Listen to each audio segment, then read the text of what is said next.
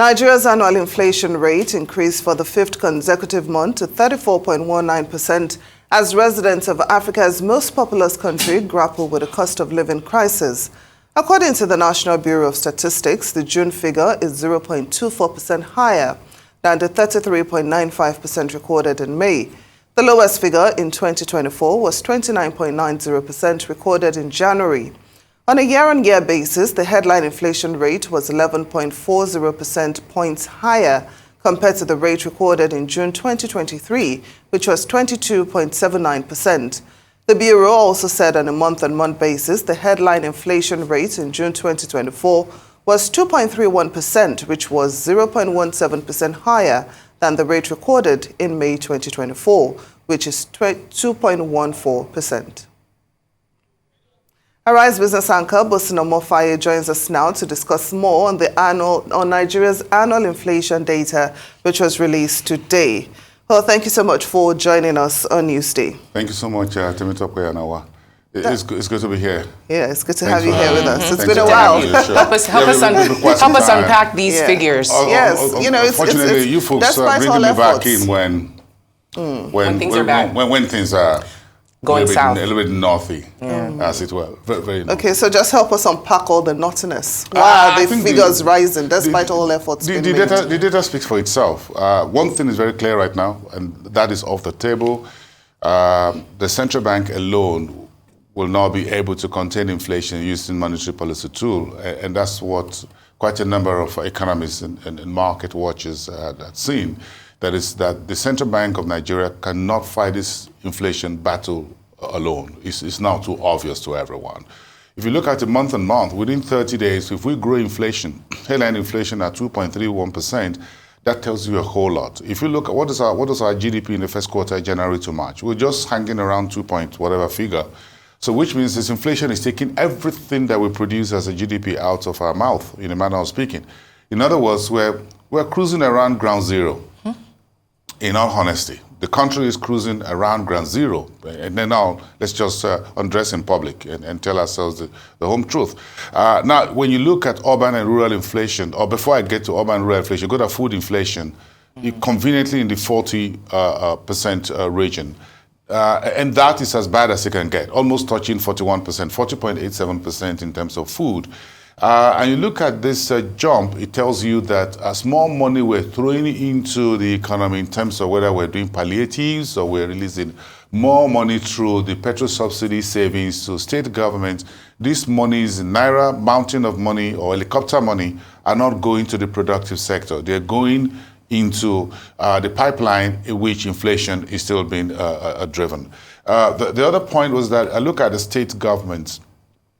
Edo is doing about 47.3%, Kogi is at 46.37%, Cross River at 45.28% inflation for the month of June.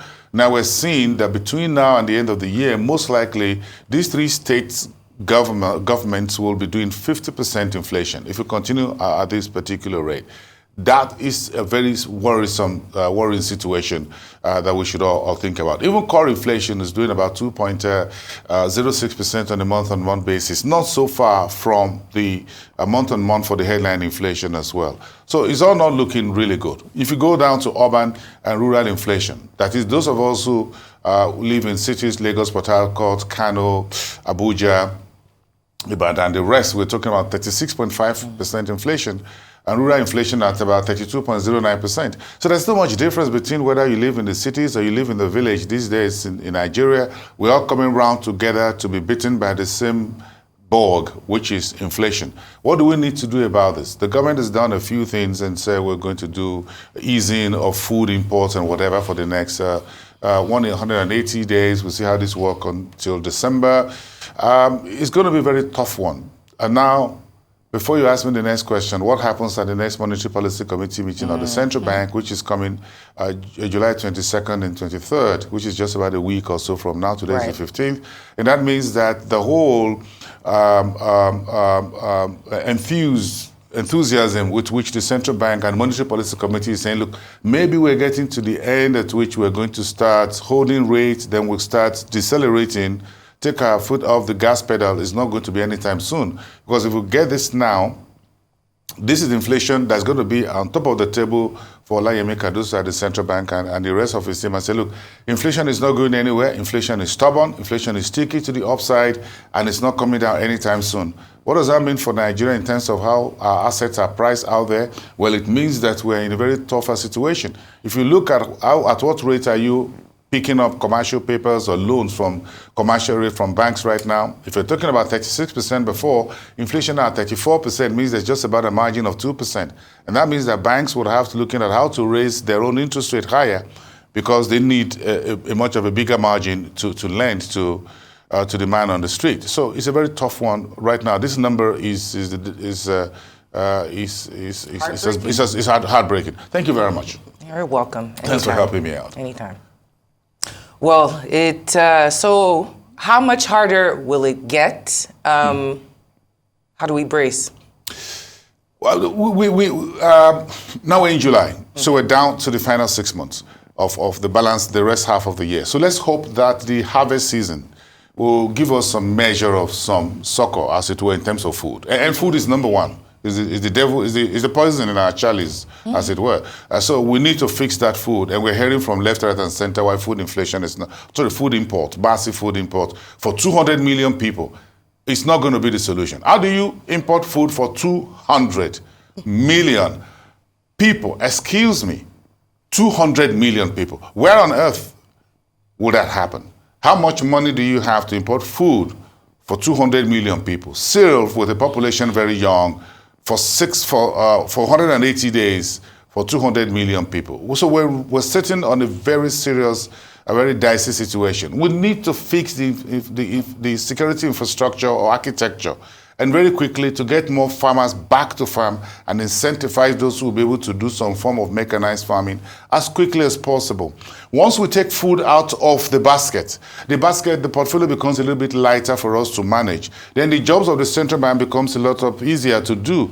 But right now, the fiscal authorities need to bring something very quick to the table. And if that does not happen very soon, if this figure gets to 35, 36, if you're looking at 34 by July, what's the figure in December? Yes. And by September, schools are going on holidays, right as we speak, the summer holidays. So folks, kids are going to be consuming more. So parents and those of us who are parents are going to be seeing more expenditure. And as it gets into September, you're going into the end of the year season in which the ember months, as it were, the season of consumer spending begin to kick in. Inflation keep going at 34%, 34.2% in July before manufacturers start producing for the end of the year season. That's another issue. At what rate will they be getting funds? So I'm expecting the Manufacturers Association of Nigeria and a few others to cry out over this. 34.19%, at what rate is the current minimum wage being negotiated? How much will that amount be when it's finally agreed upon and paid to workers? They're going to take for 34% off whatever amount they get. So how much is the balance? Is anyone's guess. So what will be the second half of this year? Well, so help me God. Yeah. Oh. Help us all. That's all I can say. So help me God. Oh. But something has to happen very quickly. We've seen the end of monetary policy ability. The federal government on the executive branch and the legislature need to come in, and very quickly as well. We need it as fast as yesterday. Something out of the ordinary has to happen. Well, what is that out of the ordinary? I know you talked about getting farmers back to the farm, you know, but even if they start planting now, it's certainly not going to grow overnight. So what is that something out of the ordinary that can be done? Well, I think we need to find a way to quickly reflate the economy as well. The economy needs injection of funds, but it needs to be the funds that goes into productivity that can raise the earnings power of people. Look, inflation at 34%. If you're earning, if salary increases from productivity, not just topping it up in the manner of speaking, if productivity increases, the value of our GNP goes up, and our daily productivity increases from just about 1,000 naira or so per person right now in terms of our productivity. If those figures go up, then folks will begin to bear a little bit with inflation. The fact is that majority were not so productive as it were, because the basics of productivity are just getting almost non-existent. We're running generators downstairs, 400 liters, 800 liters a day for those 2-3 generators we have downstairs here, and that runs across the country. How is that sustainable? So we need some core areas in which the government can quickly decelerate and activate productivity to help us become more productive, and then we can deal with it. But something has to happen on the fiscal side to get this inflation lower from 34%. 34% is totally unacceptable. In American football parlance, they would call this situation somewhere where we need a Hail Mary. We need a Hail Mary, we need a miracle, but we have faith. We're in a situation room right now. We're in the situation room. In a situation room. Boason Omofaye, always great to have you on the program. Thank you so much. Thank you so much for unpacking this.